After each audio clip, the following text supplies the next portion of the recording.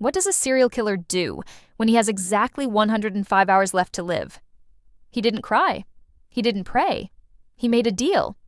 And in return, he took them to a shallow grave he dug 7 years earlier. I'm ready to be released. Release me. It was 10 a.m. on the morning of November 13th, 1998, when the countdown began, not for justice, but for closure. Kenneth Allen McDuff, once paroled, now condemned again, was quietly transferred out of the Ellis unit in Walker County, Texas. Officially, he had 105 hours left to live. By order of the Texas Department of Criminal Justice, McDuff was moved to a secure pre-execution holding cell inside the Huntsville unit, home of the state's execution chamber. There was no media announcement, no last-minute press conference, just a man being moved 13 miles down the road for the last time. This transfer marked the start of Texas's formal execution protocol, a tightly managed 4-day process. The timeline was exact, the details methodical. November the 13th at 10:00 a.m., McDuff's personal belongings were inventoried. By 11:00 a.m., a prison officer confirmed receipt of the execution watch transfer order. Within 24 hours, all visits from family or friends were cut off. And by November 14th, the McDuff cell was placed under 24-hour supervision by armed correctional staff. He was 52 years old, with a history of violence dating back to the 1960s. And yet, prison officials later reported, he was eerily calm. No panic, no protest. Just silence. He spoke to no one. But guards said he often smirked and shook his head when asked if he wanted anything. One officer recalled him saying, "They never actually go through with it. I've been here before. They blink first." And indeed, he had. In 1966, McDuff had been sentenced to death for the triple broomstick murders. But in 1972, after the Supreme Court temporarily abolished the death penalty, his sentence was commuted to life. By 1989, due to overcrowding, he was released on parole. And in the 2 years that followed, more young women went missing. More bodies were found. By the time he was captured again in May of 1992, investigators believed he had murdered at least 9 more victims, making him one of the most chilling case studies in American criminal history. And now, in November 1998, the system that had once set him free was preparing to finish what it started. What makes this man unique, Holmes once said, is not that he returned to violence. It is that the law gave him the opportunity. The clock had begun. From 10 a.m. Friday to 6 p.m. Tuesday, 105 hours. The final phase of a long and bitter reckoning had begun. In the final days of his life, Kenneth McDuff didn't seek forgiveness. He sought leverage. On the morning of November 14th, 1998, with less than 96 hours left, Texas prison officials authorized a series of controlled interviews between McDuff and federal investigators. These were not interrogations in the traditional sense. No pressure, no threats. Instead, there were negotiations. You see, McDuff had information. And what he offered, only days before his execution, was a map to bones long buried. The name Colleen Reed had haunted Texas Rangers for nearly 7 years. A 28-year-old accountant from Austin, she vanished without a trace in December of 1991, abducted from a car wash in broad daylight. Despite intense searches and multiple arrests, including McDuff's in 1992, her body was never found. Until now. On or around October 6, 1998, 6 weeks before his execution, McDuff had made a private offer. He would reveal the location of Reed's body in exchange for better dental care, extra food, and time outside his cell. The devil deals only when he's cornered, Holmes once told me, and when he does, it's never cheap. The authorities agreed. For once, not for his sake, but for the family's. For closure. He led investigators to a shallow grave in Falls County, not far from the home of his parents, just off a rural road where few ever passed. On that site, on October 6th, Colleen's remains were finally recovered. A partial skull, jawbone fragments, enough to confirm identity through dental records. One U.S. Marshal later said, "He described the spot like he'd just left it last week." He hadn't. He'd buried her there almost 7 years earlier. And so, as the public believed McDuff was sitting quietly in death row isolation, the truth was far stranger. He was outside, under armed escort, walking through the woods, pointing at bones. No cameras, no press, just silence, and one final performance. He liked the control, one officer recalled. You could tell. He knew this was his last time to make the system follow him. In hindsight, it was classic McDuff. Even with time running out, he wanted to be the one calling the shots, the one with something others needed. In his mind, he wasn't being executed. He was making an exit, on his terms, but Holmes would have disagreed. The illusion of control, he once said, is the final comfort of cowards. By November 15th, McDuff was returned to his holding cell. Reed's family was quietly notified. No public statements were made. And McDuff, he had nothing else to give. Now, with just 48 hours left, all that remained was the sentence itself. The bargaining was over. The devil's last deal had been made. To understand the final hours of Kenneth McDuff, we must look backward, through the courtroom doors he once walked out of, free, smiling, and ready to kill again.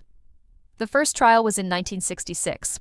McDuff, then 20 years old, had joined a petty criminal named Roy Dale Green on what began as a robbery and ended in the sadistic murder of 3 teenagers: Robert Brand, 17, his cousin Mark Dunham, 15, and Edna Louise Sullivan, 16. Edna was raped repeatedly and strangled with a broomstick, an act so grotesque that newspapers across Texas began calling him the Broomstick Killer. That name would follow him to the grave. In 1968, he was sentenced to death, but then the law changed. In 1972, the United States Supreme Court ruled in Furman v. Georgia that the death penalty, as applied, was unconstitutional. Like hundreds of others across the country, McDuff's sentence was commuted to life in prison. He should have stayed there. He didn't. By the late 1980s, Texas prisons were overcrowded. Political pressure mounted, and parole boards, desperate to reduce population, began reevaluating inmates, even the violent ones. And so, in a decision that would cost lives and change Texas law forever, Kenneth McDuff was paroled in October 1989. He was out. Holmes once told me, "The most dangerous man is not the one who kills in rage, but the one who waits patiently to kill again." That was McDuff. Over the next 2 years, young women began to disappear across Central Texas. Colleen Reed, Regina Moore, Seraphia Parker, Brenda Thompson, and finally, Melissa Northrup, a 22-year-old pregnant mother, was abducted from the convenience store where she worked in March of 1992. Within weeks, the FBI, Texas Rangers, and U.S. Marshals launched a multi-state manhunt. His face aired on America's Most Wanted on May 1st, 1992. Just 3 days later, he was captured in Kansas City, Missouri, living under the alias Richard Fowler. He looked stunned, one deputy later recalled, like the game was supposed to keep going. In June 1992, McDuff was indicted for the capital murder of Melissa Northrup. The trial took place in Waco in February 1993. The evidence was clear. His accomplice testified. Phone records placed him near the scene. Melissa's body had been found bound and decomposing near a gravel pit in Dallas County. On February 18th of 1993, McDuff was sentenced to death once again. But this time, there would be no parole. The backlash was swift. Public outrage exploded, and Texas responded with legislation that would change its parole system forever. In 1993, the state passed what the media began calling the McDuff laws, sweeping reforms that restricted parole for violent offenders, expanded prison capacity, and overhauled risk assessment. Within a few years, Texas had become the leading state for executions in America, and McDuff was the face of that shift. He wasn't just a killer, Holmes once said. He was a policy failure in human form. The law gave him a second chance. He used it to destroy more lives, and in doing so, he made sure no one like him would ever be released again. By November 1998, all appeals had been exhausted. His case had passed through state courts, federal courts, and even the Supreme Court. He had nothing left to argue, no delay left to file, and no one left to blame. The court system that had once spared his life was now preparing to take it. In medicine, we often speak of protocol, steps taken with precision, not passion. Death row has its own version: cold, clinical, final. It was Tuesday, November 17th, 1998, Execution Day, at precisely 6:00 a.m. Kenneth McDuff was awakened inside his death watch cell at the Huntsville unit. He had spent the last 4 nights under constant observation. no privacy, no darkness, and no contact with anyone beyond prison staff.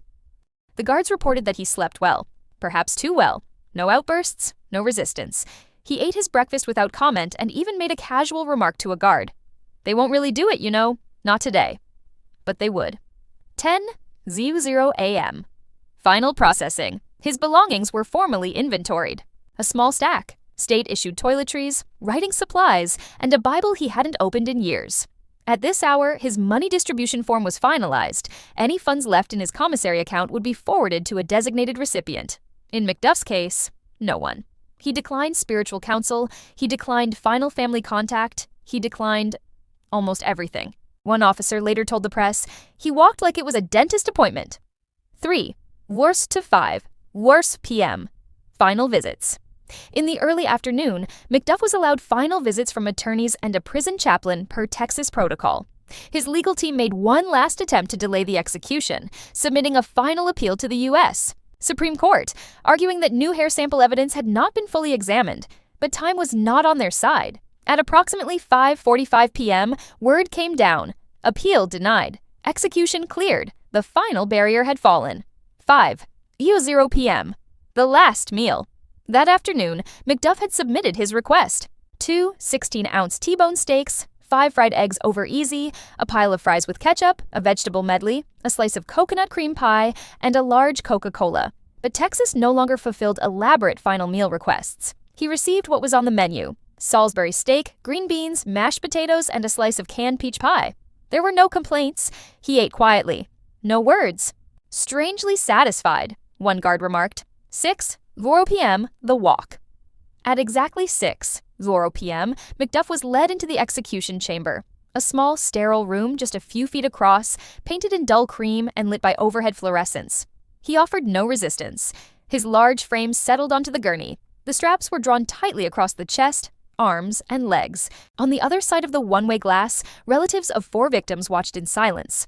Among them was Brenda Solomon, mother of Melissa Northrup. The room fell still. A medical technician inserted 2 IV lines, one into each arm. The clear tube snaked through the wall into the hands of the executioner in the adjacent control room. 6:23 p.m. Final words. The warden asked, "Do you have any last words?" McDuff looked straight up at the ceiling tiles and said, "I'm ready to be released. Release me." No apologies, no names, just those 6 words. Holmes once said, "There are men who want death to cleanse them, and others who only want death to end the noise." For McDuff, I suspect it was the latter. 6:24 p.m. Lethal injection. Administered. As the first dose of sodium thiopental entered his bloodstream, McDuff's breathing slowed. The paralytic followed, halting his diaphragm. Finally, potassium chloride stopped the electrical impulses of his heart. At 6:26 p.m., Kenneth Allen McDuff was pronounced dead. He became the 17th inmate executed in Texas that year. No family claimed the body. He was buried under a numbered marker, X99055, in the prison cemetery behind the Huntsville unit. The end was silent, Holmes once wrote, but the consequences had been loud for decades. A man died in Texas on the evening of November 17th, 1998. But that death was not an ending. It was an indictment. Kenneth McDuff's body, unclaimed and unwanted, was laid to rest under marker number X99055 in a cemetery behind the Huntsville prison. No family came, no flowers were placed, no name carved in stone. And yet, McDuff's name would live on, not as a man, but as a law. In the aftermath of his 1989 parole and the string of murders that followed, Texas rewrote its policies from the ground up. By 1993, the state enacted sweeping reforms, often referred to in public discourse as the McDuff laws.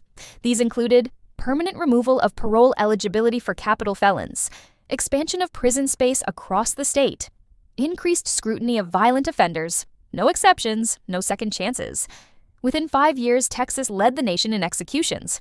The pendulum of justice had swung, and it would not swing back easily. But for some, the question remained, why did it take so many lives to realize one mistake?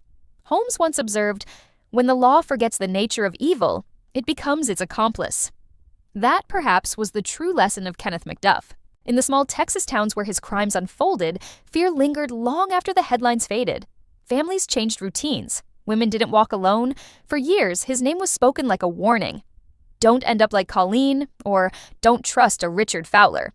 Even after his death, the families of the victims carried a different kind of burden. Not relief, but responsibility. To make sure no one forgot. One mother, speaking years later, said, "We were told he'd never walk free, and he did. So now we have to watch for the next one." Kenneth McDuff may have been buried, but the system that allowed him to walk free had left scars on towns, on laws, and on trust itself. His final words were simple: "I'm ready to be released. Release me." Was it sarcasm? Resignation? A joke? Or was it an echo of the moment in 1989 when the gates truly opened and the state released a killer into the world again? We'll never know what McDuff meant, but we know what it costs. As Holmes once wrote, "Justice is not found in verdicts or headlines, but in whether the dead are ever allowed to rest." And in the end, perhaps the true tragedy is not that Kenneth McDuff was executed, but that he had to be.